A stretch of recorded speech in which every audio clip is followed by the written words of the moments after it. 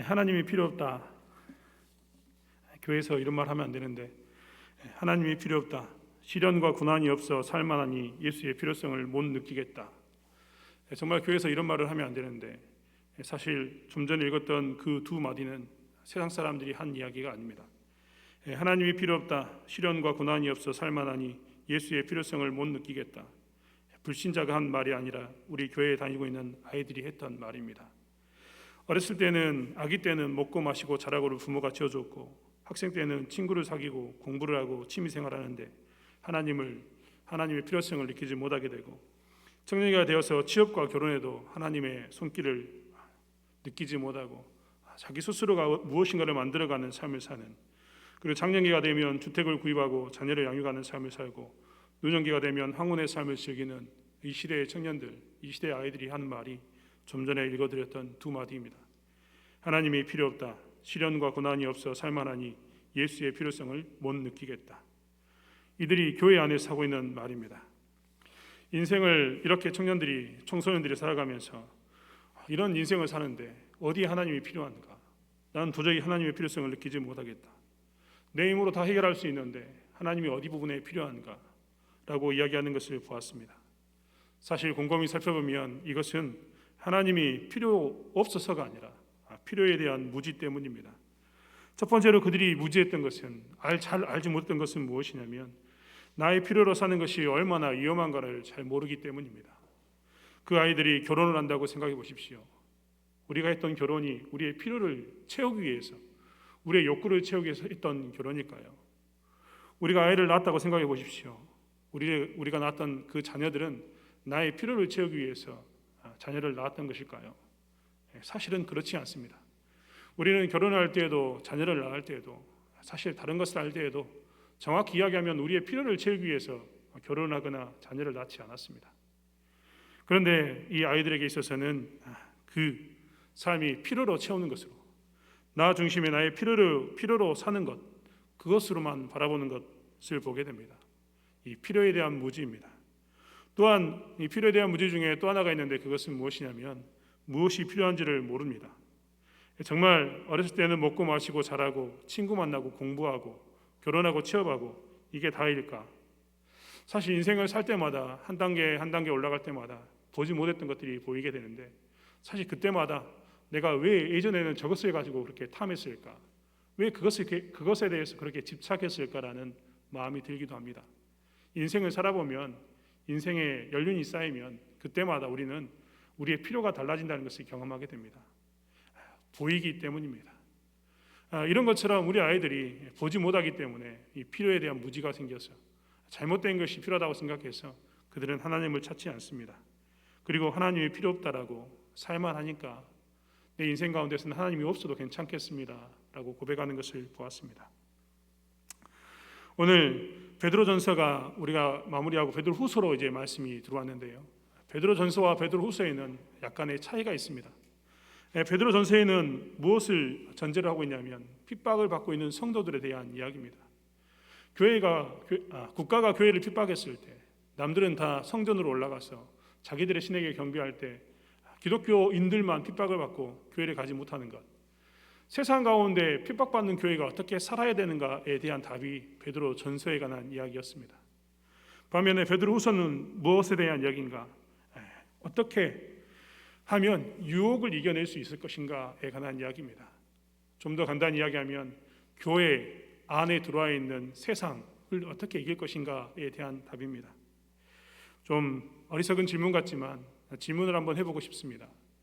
핍박이 더 무서울까요? 유혹이 더 무서울까요? 둘 다 싫습니다. 그렇죠? 핍박도 유혹도 싫습니다. 하나님 믿는 데는 핍박도 정말 위험하고 유혹도 정말 위험하기 때문입니다. 근데 정말 굳이 비교하라면, 정말 이 두 개를 굳이 비교하면서 내가 둘 중에 하나만을 선택할 수 있다라고 이야기한다면 우리는 무엇을 선택할까요? 사실 핍박이라는 것은 세상과 대립되는 존재가 되는 게, 핍박이라는 것은 교회가 세상과 대립된 존재가 되어서 교회가 핍박을 받는 겁니다. 반면에 오늘 물어왔던 유혹이라는 것은 무엇이냐면, 유혹은 교회가 세속화되어서 세상의 가치가 교회 안에 들어와서 교회 다니고 있는 우리들마저도 세상 사람들과 똑같이 만드는 것입니다. 이런 것을 따지고 본다면 사실은 제 개인적인 소견입니다만 핍박보다는 유혹이 훨씬 더 무섭습니다. 핍박을 받는다면 이 핍박을 받는 것은 교회가 핍박을 받기 때문에 내가 세상으로부터 핍박을 받아도 교회로 도망오면, 교회에 들어오면 같이 이야기를 나누고 같이 그것을 이겨낼 사람이 있는데, 교회 안에까지 세상이 들어와서 교회 안에서 유혹을 당하게 되면 도망갈 곳이 없기 때문에 제가 보기에는 교회 안에 유혹이 들어오는 것, 세상 속에 교회로 존재하는 게 아니라 교회 안에 세상이 있는 것이 더 무서운, 유혹이 훨씬 더 무서운 그런 모습으로 다가오는 것을 보게 됩니다. 오늘 베드로후서는 사실 이런 모습 가운데 있습니다. 교회 안에 긴 시간이 지나서 교회 안에 무엇이 들어왔냐면 교회 안에 세상이 들어왔습니다. 교회 안에 세상의 법칙이 작동을 하고, 교회 안에서 일을 결정할 때도 세상의 방법으로 결정이 되고, 무엇인가를 결정할 때도 세상 사람들이 중요하다고 생각하는 것으로 결정하는 이런 일들이 교회 안에 들어왔다는 것입니다. 교회마저도 세속화가 되었을 때, 교회마저도 세상의 법칙에 대해서 이렇게 운영이 될 때, 교회 안에서도 세상의 방법이 통용이 될 때 우리는 어떻게 이 교회 가운데서 이겨내야 하는가? 이럴 때 우리는 어떻게 살아야 되는가? 교회마저도 이렇게 움직인다면 이런 유혹 가운데서 어떻게 살아야 되는가에 대해서 우리는 고민하지 않을 수가 없습니다. 베드로도 오늘 베드로후서를 통해서 이렇게 유혹받고 있는 교회 가운데 교회 안에 세속화가 된 이것을 바라보면서 성도들이 어떻게 살 것인가, 어떻게 이길 것인가에 대해서 이야기를 나누고 있습니다. 이럴 때 어떻게 이겨야 되는가? 첫 번째로 베드로가 이야기하는 것은 2절의 말씀에 나와 있습니다. 2절의 말씀을 저희가 함께 같이 읽기 원합니다. 하나님과 우리 주 예수를 알므로 은혜와 평강이 너희에게 더욱 많을지어다. 사도인 베드로는 무엇을 이야기하고 있냐면 하나님과 우리 주 예수를 알므로 이긴다라고 표현하고 있습니다. 사실 교회가 세속화되는 그 근본적인 원인은 무엇인가라고 따져보면 그것은 복음의 변질입니다. 예수 그리스도라는 이 복음의 변질, 이 구속의 은혜가 변질되면, 구원에 관한 이야기가 변질되면, 오직 길이요 진리요 생명이신 예수 그리스도에 대한 그 유일함이 이 변질되면 교회는 무엇을 가져오게 되느냐? 거룩함의 변질을 가져오게 됩니다. 경건에 대한 변질, 거룩함의 변질이 오면 그 이후에 나타나는 것은 무엇이냐면 삶이 변질되는 것을 보게 됩니다. 사실 사람들은 삶에 문제가 있을 때마다 하나님을 찾습니다. 삶에 문제가 있을 때 하나님을 찾는 이유는 이 문제가 나로 하여금 너무 어렵게 하고 잠을 못 자게 하고 평안을 제걸 빼앗아갔기 때문에 사람들은 문제가 있을 때마다 교회를 찾습니다. 특별히 이런 문제가 있을 때 그들이 하나님을 찾아서 그들은 그들의 문제가 해결되거나 혹은 그들의 필요가 채워졌을 때 무엇을 이야기하냐면 하나님의 은혜와 평안을 이야기합니다. 내가 정말 하나님의 은혜를 누렸다, 내가 이제 평안하다라고 이야기합니다. 하지만 오늘 본문의 말씀은 무엇을 이야기하고 있냐면 내게 필요한 것이 채워지고 내가 원했던 그 문제가 해결되는 것이 은혜와 평안을 준다라고 이야기하지 않습니다. 오늘 2절의 말씀을 읽었던 것처럼 우리는 하나님과 우리 주 예수를 알므로 은혜와 평강이 있다는 것을 보게 됩니다. 은혜와 평강은 우리의 삶 가운데서 진정한 평안은 무엇으로 오느냐? 하나님과 우리 주 예수 그리스도를 알므로 온다는 것입니다. 성경은 계속해서 강조했습니다. 주 예수를 믿어라. 그럼 너와 내 집이 구원을 얻으리라. 영생은 하나님과 그의 아들 예수 그리스도를 아는 것이다. 수고하고 무거운 짐진 자들아 나에게 오라 라고 이야기하면서 계속했던 것은 무엇이냐면 하나님 안에 있었을 때, 예수를 믿었을 때 구원이 있고, 예수를 믿었을 때 영생이 있고, 예수를 믿었을 때 수고하고 짐진 것이 자유케 된다는 것을 계속해서 강조했습니다. 예수를 알므로, 하나님을 알므로 우리에게 진정한 은혜와 평안이 온다라고 성경은 계속해서 강조했던 것입니다. 하지만 우리도 모르는 사이에 이것과 무관하게 나의 필요와 나의 문제의 해결로서 마치 그게 은혜이며 그게 평안인 줄 아는 삶을 살았던 것입니다. 교회가 이렇게 되면 교회는 변질됩니다. 교회는 세속화가 된다는 것입니다. 나의 필요한 필요를 채우는 도구로서 교회를 사용하게 되고 나의 문제를 해결하기 위한 도구로서 교회를 사용하게 된다면 그때부터 우리는 복음의 변질 그리고 교회의 변질, 잘못된 삶의 모습들을 경험하게 될 것입니다. 그러기에 성경은 이야기하고 있습니다. 하나님을 아는 지식, 하나님은 알므로 은혜와 평강을 누리는 그것이 너희에게 필요하다는 것입니다. 안다는 것이 무엇입니까? 제 이름은 박진순입니다. 여러분은 제 이름을 알 것입니다. 제 아버지에 대해서 이야기한다면 아버지는 석자와 호자를 쓰십니다.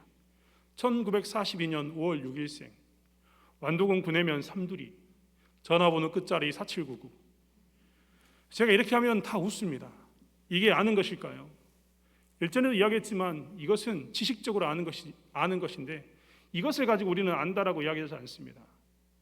제가 제 부모를 안다는 그 개념이 이제 생겼는데, 그 부모를 안다는 것은 무엇이냐면 그 부모의 삶을 통해서 나의 존재의 변화를 경험하게 되는 것, 내 부모의 삶을 보면서 그 삶이 얼마나 나에게 은혜가 되는가를 경험하게 되고, 그 삶을 보면서 은혜가 되기 때문에 나 또한 부모의 삶처럼 부모의 삶에 동참하게 되었을 때, 그때서야 제가 뭐라고 이야기했냐면 이제 내 부모를 알겠다라고 표현했습니다.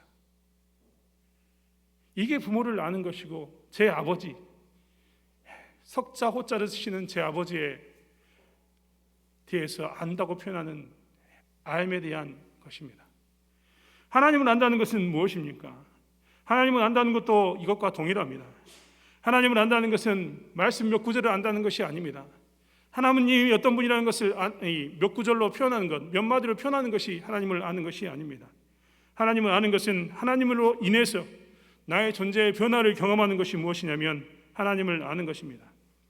내 삶이 하나님에 대한 지식으로만 그치는 것이 아니라 하나님을 통해서 나의 삶의 변화를 경험하게 되고 하나님이 일에 동참하게 되는 것, 그것이 무엇이냐면 하나님을 진짜 아는 것입니다. 이것이 무엇을 주느냐? 교회의 세속화를 방지하고 이것이 우리에게 은혜와 평강을 준다라고 성경은 이야기하고 있습니다. 이것이 세상을 이기게 한다는 것입니다. 인격적인 변화를 경험한다는 것은 이런 것입니다. 하나님을 안다는 것은 지적으로, 감정적으로, 의지적으로 변화되는 것을 말하는데, 바로 이렇게 하나님 일에 동참하게 되는 것이 하나님을 아는 것입니다.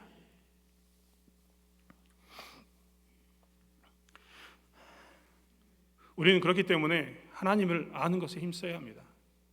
어떤 사람은 하나님의 말씀이었던 창세기 1장 1절, 태초에 하나님이 천지를 창조하셨느니라 라는 이 말에 대해서 하나님을 알게 됩니다. 그리고 그가 지적으로, 감정적으로, 의지적으로 마치 우리가 우리 부모를 아는 것처럼 그 일에, 하나님 일에 동참하는 삶을 살게 됩니다. 인격적인 변화를 그가 경험하게 되는 겁니다. 어떤 분은 누가복음 19장에 나와 있는 삭개오를 통해서 예수를 믿었다고 합니다. 그 이야기를 통해서 무엇이 됐냐? 하나님을 알게 된 것입니다. 우리는 복음을 통해서 하나님을 만납니다.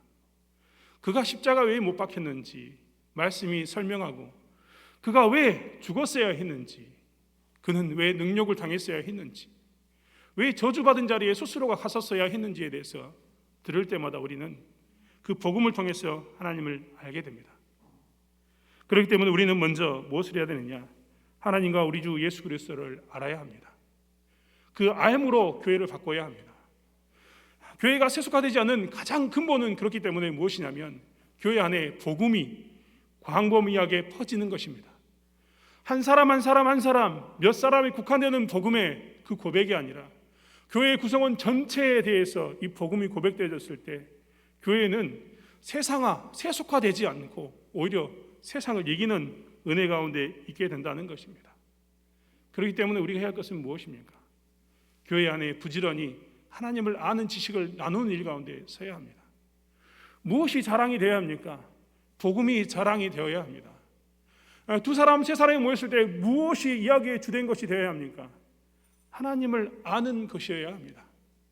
내가 하나님을 경험하고 하나님이 내 삶에 어떤 변화를 주었고 내가 어떤 삶을 살고자 하는가에 대한 이 이야기가 교회 안에 광범위하게 나누어졌을 때 교회는 세속화되지 않고 세상을 이기는 교회, 다시 한번 거룩함을 회복하는 교회가 된다는 것입니다.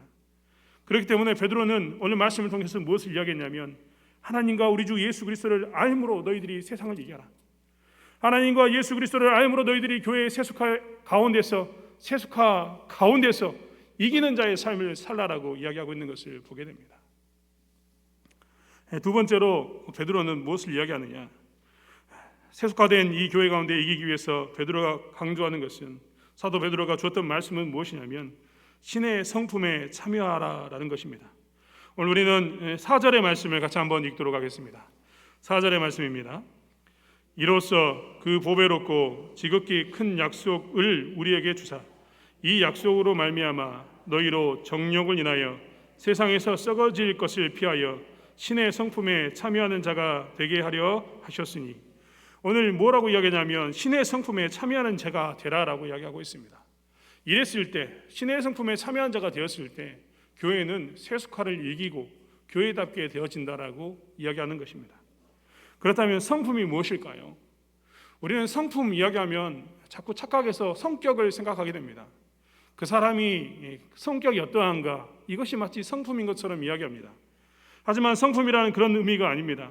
성품이란 그 존재가 다른 존재와 본질적으로 구분되는 모습이나 형태를 이야기합니다. 말이 굉장히 어렵습니다만, 여러분, 뱀은 날 수 없습니다. 독수리는 헤엄칠 수 없습니다. 왜냐하면 뱀의 성품, 그 존재 자체가 무엇이냐면 날 수 없는 성품이기 때문입니다. 독수리 자체가 헤엄칠 수 없는 성품이기 때문에 독수리는 헤엄치지 못합니다. 이런 것을 이야기해서 뭐라고 이야기하냐면 그 존재나 그 형태, 그 고유한 것을 성품이라고 이야기합니다. 이 땅에는 인격적인 존재가 있습니다. 인격적인 존재라는 것은 우리처럼 대하고 말하고 감정을 나눌 수 있는 존재들인데, 하나님은 이 땅에 인격적인 존재 세 가지, 우리는 인격적인 존재를 이야기할 때마다 세 가지를 꼭 기억해야 됩니다. 첫 번째는 하나님께서 인격적인 존재입니다. 두 번째는 사람이 인격적인 존재입니다. 세 번째는 천사가 인격적인 존재입니다. 그렇기 때문에 이 인격적인 존재에 대해서 이야기할 때는 우리가 뱀이나 독수리처럼 이야기할 수 없습니다. 인격적인 존재의 성품은 무엇인가? 인격적인 존재의 그 고유한 존재로서의 모양과 형태는 무엇인가를 이야기할 때마다 우리는 좀 더 깊게 생각해야 합니다. 저를 예를 들어도 저는 제 안에 있는 제 자아가 가지고 있는 생각이 있습니다.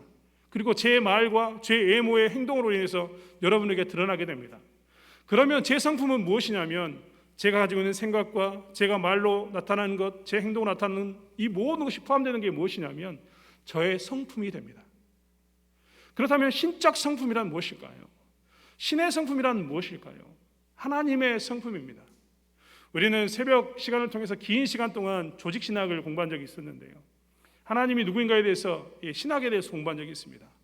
신앙 고백서를 공부했던 그 시기도 있었고 조직신학을 공부했던 시기도 있었는데, 그때 하나님의 속성이라는 이야기가 나왔습니다.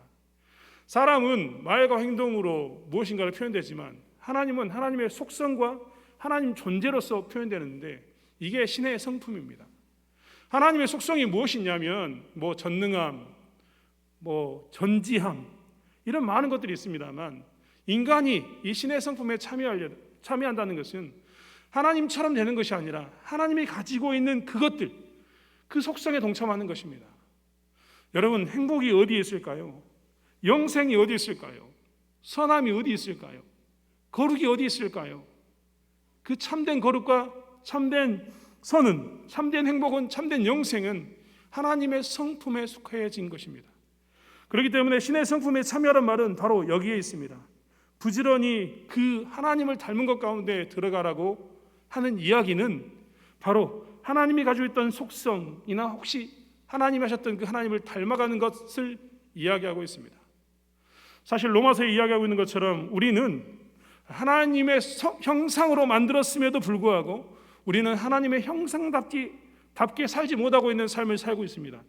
그 이유는 무엇이냐면 로마서 1장 28절에서 이렇게 이야기하고 있습니다. 또한 저희가 마음에 하나님 두기를 싫어하며 하나님께서 저희를 그 상실한 마음대로 내어버려 두사 합당치 못한 일을 하게 하셨으니 곧 모든 불의, 추악, 탐욕, 악의가 가득한 자요, 시기, 살인, 분쟁, 사기, 악독이 가득한 자요, 수근수근한 자요, 비방하는 자요, 하나님을 미워하는 자요, 능욕하는 자요, 교만하는 자요, 자랑하는 자요, 악을 도모하는 자요, 부모를 거역하는 자요, 우매한 자요, 배약한 자요, 무정한 자요, 무자비한 자라. 하나님의 형상대로 지음 받았음에도 불구하고, 하나님의 형상대로 지음 받았기 때문에 하나님의 이 신의 성품에 동참할 수 있음에도 불구하고 우리는 우리가 하나님 두기를 싫어함으로, 즉 죄 때문에 어떻게 되었냐면 하나님의 신의 성품에 동참하지 못한 존재가 되었습니다. 하지만 예수 그리스도께서 오셔서 우리의 이 죄 문제를 해결하시고 우리로 하여금 하나님의 형상을 회복하게 하시고 하나님의 신의 성품에 들어갈 수 있는 은혜를 주셨습니다. 과거에는 우리가 죄를 지을 수 없는 자, 어떻게도 우리는 죄를 지을 수 없는 존재였다면 예수 그리스도께서 이 땅에 오시고 난 후에 우리는 이제는 죄를 짓지 않을 자, 신의 성품에 능히 동참할 수 있는 자가 되었습니다. 그 신의 성품에 동참했을 때, 하나님의 성품을 닮아갔을 때 어떻게 되냐면 교회는 세속화되지 않고 이긴다라고 베드로는 강조하고 있는 겁니다. 우리는 그렇기 때문에 무엇을 해야 되냐면 부지런히 신의 성품에 동참하는 일 가운데 힘써야 합니다. 오늘 계속해서 5절부터 나왔던 말씀은 무엇입니까? 5절부터 7절에 있는 말씀은 사실은 당시 헬라 문화에도 이런 것이 있었습니다. 하지만 그 처음과 끝이 다릅니다. 처음 시작이 무엇으로 시작하냐면 너희 믿음을 가지고 시작합니다. 그리고 마지막에 뭘 가지고 얘기하면 형제 우애의 사랑을 공급하라라고 이야기하면서 당시에 로마인들이 가지고 있던 생각과 다르게, 헬라인들이 가지고 있던 생각과 다르게 믿음과 사랑으로 시작되는, 처음이 믿음이고 끝이 사랑으로 끝나는 이러한 것들을 강조하면서 우리가 능히 신의 성품에, 하나님의 그 성품에 동참할 수 있는 존재임을 지속적으로 강조하고 있습니다. 그리고 이 일들이 일어났을 때, 이렇게 인격적인 변화가 일어났을 때 우리는 무엇을, 세상을 이길 수 있다라고 이야기하고 있습니다. 교회의 성장이 양적인 성장으로 취급되는 시대입니다. 교회의 숫자가 늘면, 교회가 커지면, 교회의 건물이 높아지고 첨탑이 높아지면 그것이 마치 성장인 것처럼 이야기하는 시대입니다. 하지만 교회의 크기가 커지고 숫자가 늘어나는 것이 교회의 세속화를 막아주는 것은 절대 아닙니다. 오늘 말씀은 교회의 성장에 대해서 또 다른 시각을 우리에게 주고 있습니다. 그것은 신자가 하나님의 성품에 참여하여서 그 분량만큼 자라는 것이 성장이다라고 이야기하고 있습니다. 그렇기 때문에 교회는 무엇을 힘써야 하냐면 그리스도의 그 장성한 분량에까지 이르기를 힘써야 되는 것을 보게 됩니다. 이것이 신의 성품에 동참하는 것입니다.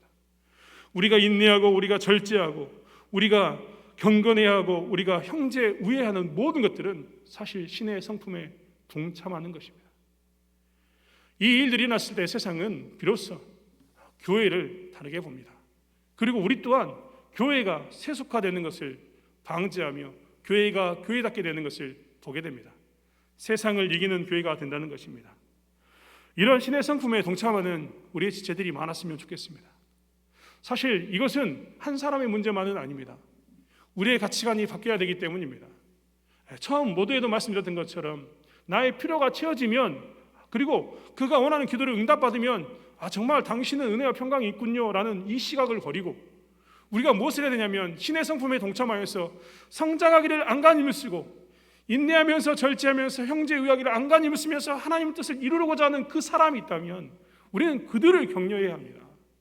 그들을 세워야 합니다. 그들의 믿음에 대해서 참 믿음 있고 은혜를 누리고 평강을 누린 자라고 그들을 높여야 합니다. 교회가 그것에 대해서 관심을 두고 교회가 신의 성품에 동참하는 자를 격려했을 때, 우리가 그들을 세웠을 때 비로소 교회는 세상 가운데서 이기게 된다는 것입니다. 사랑하는 성도 여러분, 우리가 다시 한번 신의 성품에 동참하는 성장에 힘쓰는 저와 여러분이 되기를 원합니다. 마지막으로 베드로는 또 이렇게 이야기하고 있습니다. 부르심과 택하심을 굳게 할 때 이긴다라고 말입니다. 10절의 말씀을 저희가 같이 한번 읽기로 합니다. 10절의 말씀입니다. 그러므로 형제들아 더욱 힘써 너희 부르심과 택하심을 굳게 하라. 너희가 이것을 행한즉 언제든지 실족치 아니하리라. 오늘 본문의 사람들은 유혹을 받았다고 이야기했습니다. 그들이 받았던 유혹은 무엇이었을까요? 교회가 세상화되었는데 그 세상화되는 것, 세속화되는 것의 유혹에 가장 앞에 있었던 것은 무엇이냐면 잘못된 가르침, 거짓 선지자들이었습니다. 오늘 9절의 말씀을 보면 이렇게 표현하고 있습니다. 이런 것이 없는 자는 소경이라 원시치 못하고, 이 원시치 못하는 것은 멀원자 볼시자입니다. 멀리 보지 못한다는 것입니다. 이 베드로 후서가 쓰였을 이 당시에 교회에 어떤 사람들이 들어왔냐면 거짓 선지자들이 와서 종말이 없다라고 가르쳤습니다. 그도 그럴 것이, 그들은 엄청난 교회가 핍박 가운데 있었을 때 이 핍박을 종식하기 위해서 예수님께서 재림할 거라고 생각했습니다. 이 시대가 가기 전에 예수님께서 다시 오실 거라고 그들은 생각하고 있었습니다. 그런데 시간이 지나도 예수님이 오지 않는 겁니다. 빨리 끝나야 되는데 핍박 가운데 있음에도 불구하고 종말이 오지 않습니다. 그래서 신자들의 삶 가운데도 종말이 있을까? 정말 재림이 있을까? 라는 의구심이 생겼습니다. 이것을 거짓 선지자들이 파고든 것입니다. 종말은 없다. 안 올 것이다. 이렇게 가르쳤던 겁니다. 그래서 그것에 휩쓸렸던 사람들이 뭐였냐면 원시치 못한 일, 즉 종말을 바라보지 못한 일을 하게 된 겁니다. 종말이 없다고 생각하니까, 심판이 없다고 생각하니까 그들은 어떻게 됐냐? 믿음이 흔들렸습니다. 내가 굳이 심판이 없다면, 종말이 없다면 이 어려운 가운데 내가 굳이 이렇게 꿋꿋하게 어려움을 이기면서 살 게 아니라, 세상을 부딪히가면서 살 게 아니라 적당히 타협하면서 살면 되는 건 아닌가? 남들도 다 저렇게 누리는데 나 또한 저렇게 누리면서 사는 것이 무엇이 잘못인가? 라고 생각하게 된 것입니다. 또한 그들에게 있어서 죄는 무엇이었냐면, 잘못된 가르침은 무엇이었냐면 그의 옛죄를 깨끗게 하심을 잊었느니라 라는 것입니다. 거짓 선지자들이 들어와서 또 다른 가르침을 줬는데 그것은 무엇이냐면 너희가 구원받았다면 이제 너희는 자유하다 라는 것을 강조했습니다. 마치 오늘날의 구원파와 똑같습니다. 이제 구원받았으니 너희는 회개할 필요가 없다. 구원받았으니 이제 너희는 어떤 죄를 지어도 괜찮다. 너희들의 그 죄에 대해서 너희는 자유하다 라고 이야기한 겁니다. 그러다 보니까 무엇이 왔냐면 죄에 대해서 방종이 왔습니다. 아니 내가 어떤 죄를 지어도 용서받을 텐데, 나는 이미 예수 믿는 사람으로서 어떤 죄를 지어도 용서받을 텐데 내가 이렇게 사는 게 무슨 문제인가? 라고 생각했던 것입니다. 이 문제가 교회 가운데 들어왔습니다. 이것에 대해서 베드로는 이런 자들에게 경고하면서 부르심과 택하심을 굳게 할 때 이긴다라고 이야기한 겁니다. 부르심과 택하심을 굳게 하라는 말은 실천적인 삶을 살라는 것입니다. 실천적인 삶은 이론적인 삶과 대비되는 삶입니다. 여러분, 이론적인 삶, 실천적인 삶의 이 설명을 하라면 가장 쉽게 수영하는 사람이 수영을 이론적으로 배우는 것인가 실천적으로 배운 것인가를 찾아보면 됩니다. 수영을 이론적으로 배운 사람은 책을 통해서 수영을 배우게 됩니다. 하지만 수영을 실천적으로 배운 사람은 물속에서 배우게 됩니다. 이 두 사람의 차이는 물속에 위험이 다가왔을 때 분명하게 차이가 나타납니다. 물속에서 수영을 배웠던 사람은 절대 수영을 잃어버리지 않습니다. 수영이 얼마나 중요한가를 알게 되고 이 수영을 통해서 그의 생명을 구원함을 받습니다. 이게 실천적인 겁니다. 그렇기 때문에 수영은 반드시 이론적으로 배우는 게 아니라 실천적으로 배워야 합니다. 물속에서 배워야 되는 겁니다. 신앙생활도 마찬가지입니다. 우리의 구원도 사실은 어떻게 배워야 되냐면 부르심과 택하심을 굳게 하는, 즉 실천적인 삶의 현장 가운데서 우리가 무엇을 해야 되냐면 신앙을 배워야 합니다.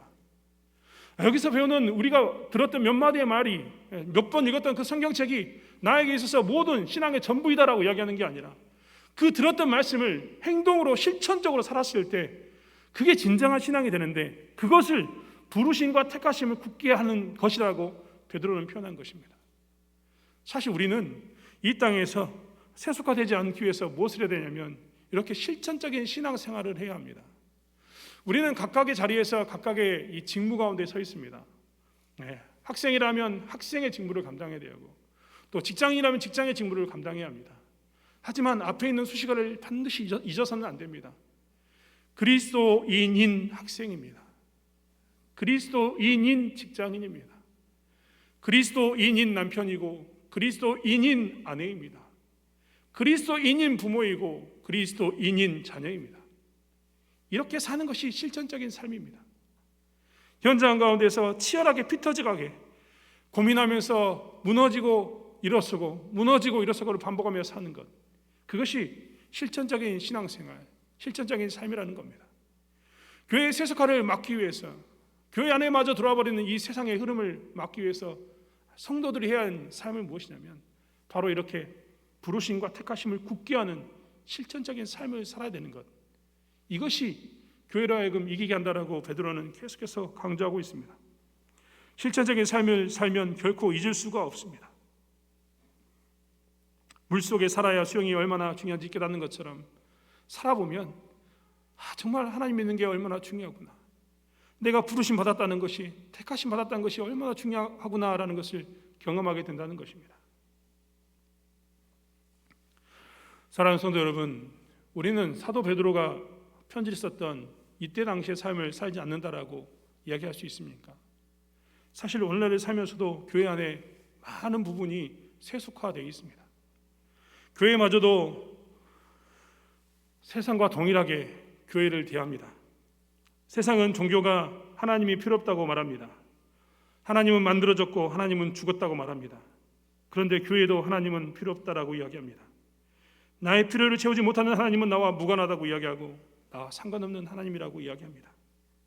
복음이 변질된 겁니다. 하나님의 신적 성품에 참여한 자가 사라진 것입니다.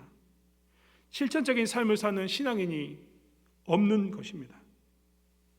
하나님께서는 복음을 우리에게 주시고 난 후에 복음의 결과로서 신적 성품에 참여하는 이 행위가 나타나기를 바랬고, 이 행위를 통해서 다시 한번 복음이 우리 가운데서 굳건해지기를 원하는 삶을 살기를 원하셨습니다. 이런 것을 인과적 선순환이라고 이야기합니다. 복음이 원인이 되어서 복음에 의한 결과로 인해서 선순환되면 다시 복음이 튼튼해지고 결과가 튼튼해지고, 이게 인과적 선순환입니다. 하나님 우리에게 원하셨던 것은 바로 이것이었다는 것입니다. 이렇게 인과적 선순환이 되었을 때 교회는 세상을 이기게 됩니다. 우리가 다시 한번 우리의 교회를 살피고 나의 신앙을 살피기를 원합니다. 오늘날 우리는 교회 안에 깊이 들어온 세상을 경험하고 있습니다. 교회에서도 세상의 법칙과 세상의 방법으로 일들을 진행하는 것을 목격하게 됩니다. 세상과 똑같은 교회, 죽어버린 교회입니다. 이것을 이기기 위해서 우리가 다시 한번 사는 선택, 복음을 선택하고 신적 성품에 동참하며 실천적인 삶을 살아가는 교회를 만들어가는 저와 여러분이 되기를 원합니다. 그래서 이 땅에서 교회가 교회답게 되는 것을 목도하고 내가 하나님의 일에 동참하였음을 자랑으로 여기는 거룩한 신자의 삶을 사는 저와 여러분이 되기를 원합니다. 기도하겠습니다.